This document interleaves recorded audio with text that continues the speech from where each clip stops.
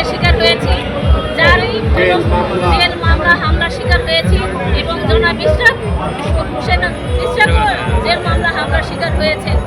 Court যেখানে এই ইশরাক হোসেনকে বৈধ মেয়র হিসেবে ঘোষণা করেছেন, তারপরেও এই যে এখন যে সরকার আছে তারা যে টালবাহানা করছে, এর জন্য আমরা প্রতিবাদ জানাই এবং আমরা বিগত দিনেও আমরা নির্যাতনের শিকার হয়েছি এবং বৈষম্যের শিকার হয়েছি এবং এখনও আমরা বৈষম্যের শিকার হচ্ছি।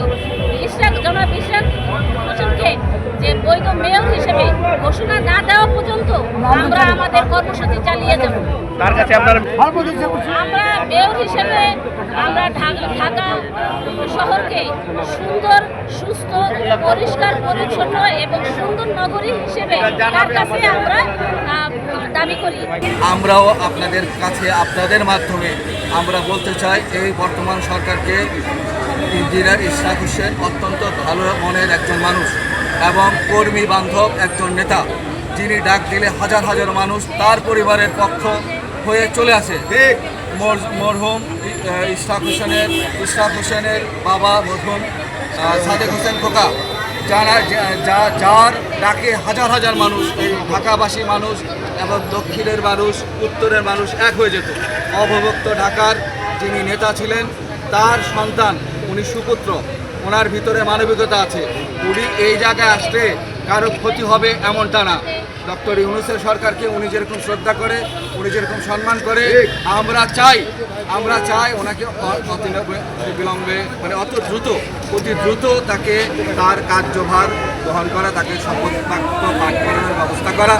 আমরা ওই আমলাতান্ত্রিক জটিলতা থেকে মুক্তি চাচ্ছি। ইশরাক হোসেনকে মনে করে শপথ বাক্য পাঠ না করানোর কারণ এটা আমরা বুঝতে পারি না। যেহেতু হাইকোর্ট সর্বোচ্চ আদালত যেহেতু রায় দিছে, ওহেতুকে এই রায় সাধারণ মানুষ কার্যকর ইয়েটারে পালন করবে, এটাই আমরা মনে করি।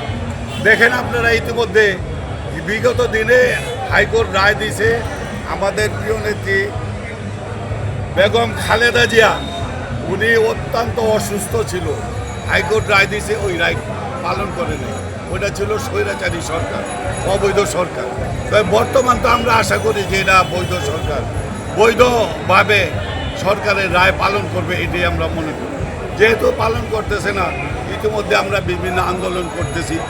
এই আন্দোলন চলবে যতদিন পর্যন্ত ইশরাক হোসেনকে শপথ বাক্য পাঠ না করা যাতে ঢাকাবাসী সেবা পায় না। যেমন বিদ্যুৎ ঠিক মতো চলে না, যেমন মশা, ড্রেনের ময়লা, রাস্তাঘাট, বিভিন্ন উন্নয়ন হচ্ছে না।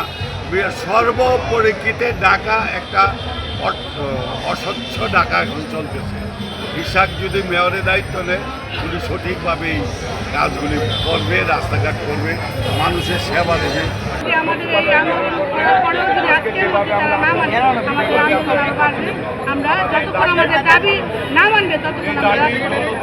আমরা দীর্ঘ কিছুদিন যাবৎ আমাদের নগরপিতা ইশরাকের শপথ গ্রহণ করে তাকে নগরপিতা ঘোষণা করার জন্য আমরা এখানে অবস্থান ধর্মঘট করেছি, আমরা মানববন্ধন করেছি, আমরা এখানে প্রতিবাদ মিছিল করেছি। আজকেরও তার ধারাবাহিকতায় আমরা এখানে এসে উপস্থিত হয়েছি এই নগর ভবনের সামনে। আমরা চাই অতি সত্য আমাদের এই ঢাকা নগর দক্ষিণের নগরপিতাকে ইশরাককে দায়িত্ব বুঝিয়ে দেওয়া হোক এবং তাকে শপথ করানো হোক। এখানে স্থানীয় মন্ত্রণালয় এবং আইন মন্ত্রণালয়ের যুগ সাজেশে এখানে আমাদের মেয়র ইশরাক হোসেনকে তার শপথ করানো থেকে বিলম্ব করানো হচ্ছে।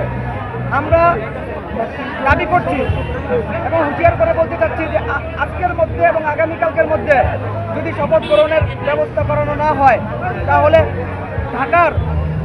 পুরো ঢাকা অচল করে দেওয়া হবে। ইনশাল্লাহ ঢাকাবাসী রাজপথে নেমে আসবে।